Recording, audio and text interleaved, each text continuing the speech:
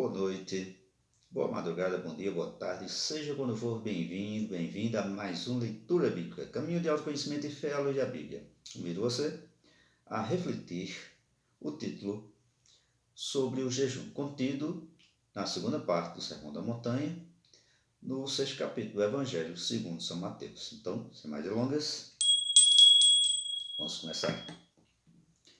Nessa parte do seu discurso, no Sermão da Montanha, Jesus Cristo trata dessa forma de penitência com o propósito principal de expressar sua oposição em relação à conduta de uma corrente de religiosos da época, conhecida por fariseus. No todo, procura nos direcionar para uma prática que realmente chame a atenção do Pai Celeste. Nisso, defende que devemos fazer o máximo possível para evitar buscar atrair a atenção e a admiração das pessoas por este ato em si ou qualquer outro, em função de exibição de qualquer ato de fé. Vale destacar que o jejum, assim como peregrinações, vigílias, caridade, esmola e até mesmo a oração ou reza, é uma forma de se reconciliar com o Altíssimo frente a algum erro cometido ou mesmo para lhe fortalecer diante do que está para chegar em sua vida, inclusive decorrência do perdão divino, como será observado mais à frente. E isso a nível espiritual, embora seja praticado no mundo visível, pois em um ato voluntário, procuramos, através dessa penitência, impor a nós mesmos o castigo de sacrificar, privar-nos ou limitar-nos do consumo de algum tipo de alimento ou mesmo do número de alimentações diárias por um período previamente definido. Daí sempre abrir, antes de iniciar, abordando o propósito de tal prática e fechar ao seu término. É importante também considerar que não só pode ser feito com abstração de alimentos, mas também a abstenção de algum hábito ou qualquer outra coisa que considera de grande importância física, como líquido, sono, etc. Ou mesmo a nível social, como por exemplo, a abstinência ao uso de redes sociais.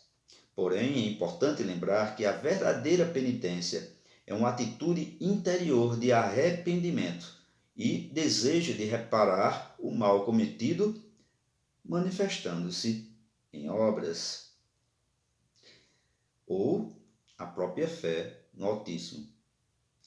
Daí considerarmos um ponto que é interessante lembrar. Jesus Cristo procurou ao máximo chamar a atenção dos fariseus em seus discursos, principalmente este do Sermão da Montanha. Essas pessoas formavam um grupo de judeus devotos e influentes, conhecidos pela sua adesão rigorosa à lei mosaica e à tradição oral, acreditando na ressurreição, bem como na vinda do Messias. Também é interessante destacar que eram considerados separados e santos por se distinguirem das influências gregas e da corrupção religiosa da época, exercendo grande influência sobre a população. Mas, nesse processo, ao se afastarem da vida comum para uma observância mais rigorosa da lei e das tradições judaicas, buscando pureza e a consagração do estudo da Torá, fazia com que adquirissem um status de superioridade espiritual e santidade aos seus próprios olhos em relação aos demais. Desse modo, essa busca pela pureza e observância rigorosa das leis muitas vezes resultava em orgulho espiritual e desprezo pelas pessoas comuns que não conseguiam viver de acordo com seus padrões elevados. Orgulho este que os afastava de um verdadeiro relacionamento com Deus Altíssimo. Diante deste quadro sociocultural, ao interagir com eles, Jesus Cristo procurava chamar a atenção deles, criticando seus costumes e tradições, inclusive pelo fato do extremo cuidado deles de focarem nas regras em vez das razões por trás delas, assim como em sua hipocrisia e a sua preocupação com as aparências. Por tudo isso, sua má conduta perante o Altíssimo os impediam e impedia aos outros de entrar no reino dos céus, no reino de Deus. Daí o Altíssimo dá a tarefa a Jesus de procurar chamar a atenção destas pessoas para que saíssem da escuridão que se encontravam. Nisso, tal quadro situacional nos mostra a importância de vigiarmos a nós mesmos diariamente, de modo que evitemos cair na mesma armadilha. É sempre importante lembrar que o orgulho e a arrogância nos afastam do relacionamento com o Pai Celeste. Isso porque criam um bloqueio que impede a humildade e a dependência do Criador, substituindo a fé pela autossuficiência. E essas atitudes de superioridade, como a dos fariseus, colocam o eu no centro, impedindo que a pessoa reconheça seus erros, aceite correção e busque a graça do Deus Altíssimo, que se manifesta no caminho da humildade. Além disso, cega-nos ao ponto de maneira nenhuma enxergarmos a presença do próprio Altíssimo a partir das mais diversas formas e nos mais diversos momentos do dia a dia. Vale também destacar que Jesus Cristo de modo nenhum condena o jejum em si. Não, Jesus Cristo de modo nenhum se opõe a tal penitência. Ao invés disso, faz questão de exaltá-la, tocando no assunto em seu presente discurso. Inclusive, segundo a Bíblia, o jejum é uma prática valiosa e poderosa para a vida espiritual, sendo um meio de nos aproximarmos de Deus, fortalecermos a fé, buscar sua orientação, demonstrar arrependimento e disciplinar o corpo e a mente. E, em conjunto com a oração, mostra-se uma prática espiritual poderosa porque fortalece o espírito, aumenta a sensibilidade ao Deus, promove o autocontrole e pode trazer manifestações divinas, revelações e a vitória sobre diversas adversidades espirituais e físicas. Além do mais, o jejum tem por fim básico demonstrar o arrependimento de um erro cometido para com os mandamentos e princípios do Altíssimo e, deste modo, receber como recompensa o perdão dele, bem como o de buscar Deus em momentos de necessidade, de forma a expressar, deste modo, a livre dependência ao Deus Altíssimo, rendendo-se à sua vontade e ou aprofundar-se na fé, como um meio de receber os favores em relação a tal contexto, ou de obter ajuda necessária para alcançar autocontrole sobre os desejos da carne, ou então preparar-se para acontecimentos importantes a serem ofertados pelo próprio Pai Celeste, segundo sua vontade. O que Jesus procura se posicionar contra é em relação à atitude de praticá-la com hipocrisia em meio a uma prática exibicionista. Isso porque a intenção para sua prática jamais deve ser a autopromoção ou o reconhecimento humano, mas sim a glorificação do Deus Altíssimo e, consequentemente, o bem-estar espiritual. Pois, com tal prática, reconhecemos que somos conscientes do pecado e que estamos verdadeiramente arrependidos ou mesmo diante do sentimento de desejar a presença do Altíssimo em nossa vida em determinado momento e situação. Além do mais, é importante notar que glorificar o Altíssimo com tal prática de modo nenhum acrescenta glória, ou seja, honra, santidade ou soberania ao Pai Celeste, mas reconhece a sua glória inseparável e a transforma em uma vivência de perfeição e comunhão eterna. E isso a honrá-lo, reconhecendo e confirmando a grandeza e os atributos do seu caráter, como a sua santidade, soberania e amor, com nosso estilo de vida e nossas ações diárias, inclusive com práticas como a do jejum.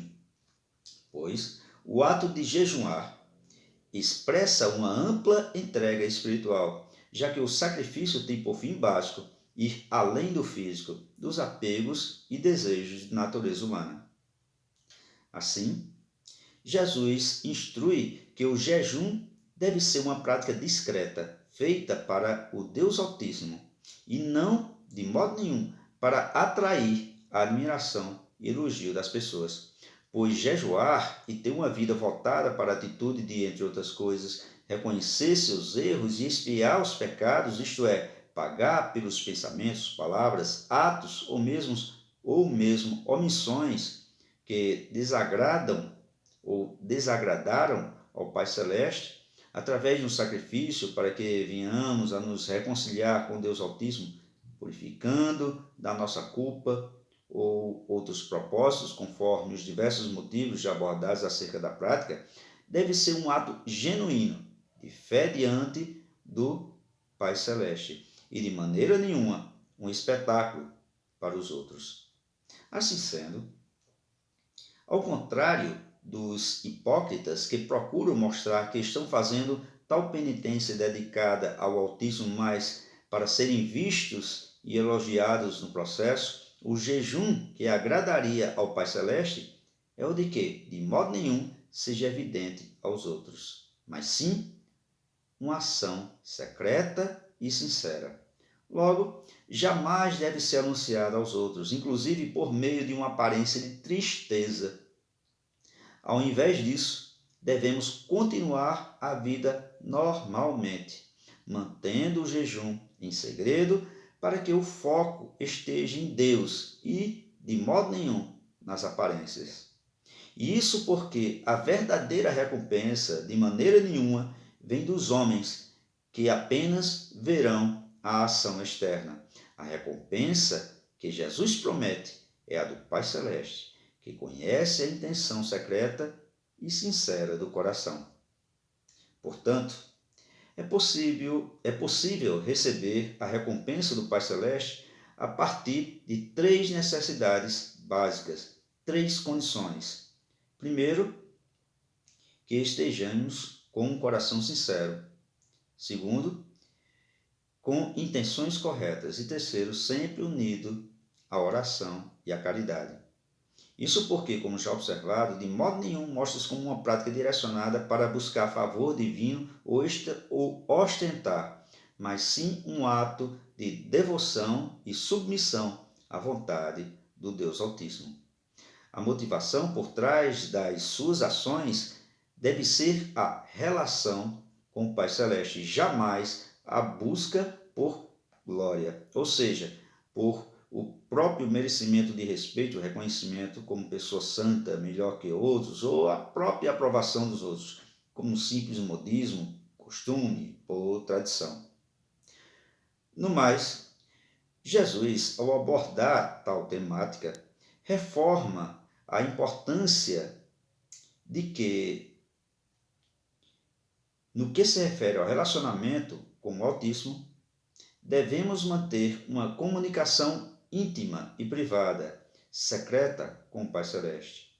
E isso, mesmo em suas práticas mais visíveis, pois, mesmo nestas, como por exemplo, em um culto ao Altíssimo, em seus mais diversos rituais públicos, a motivação e a essência da relação devem vir de um coração voltado para Deus, evitando a superficialidade e o exibicionismo, priorizando a conexão genuína e o encontro pessoal com o Criador. Por fim, podemos concluir que, com tal discurso, Jesus procura nos direcionar para vivenciarmos uma constante vida de humildade, e isso de tal modo que nossas práticas diárias sejam realizadas com discrição e em secreto, pois o foco sempre deve ser o de agradar verdadeiramente ao Pai Celeste e de forma nenhuma procurando fazer qualquer coisa que deveria ser voltada para o Altíssimo em benefício da aprovação dos homens. Em resumo, Jesus nos direciona a vivermos em meio a uma postura controlada por equilíbrio, desprendimento e humildade. Bom, desde já agradeço sua curtida, seu compartilhamento. Se não for inscrito ou inscrita, que se inscreva para que o canal se torne ainda maior e assim o Evangelho possa chegar a muitas mais pessoas. Fique com Deus e até a próxima.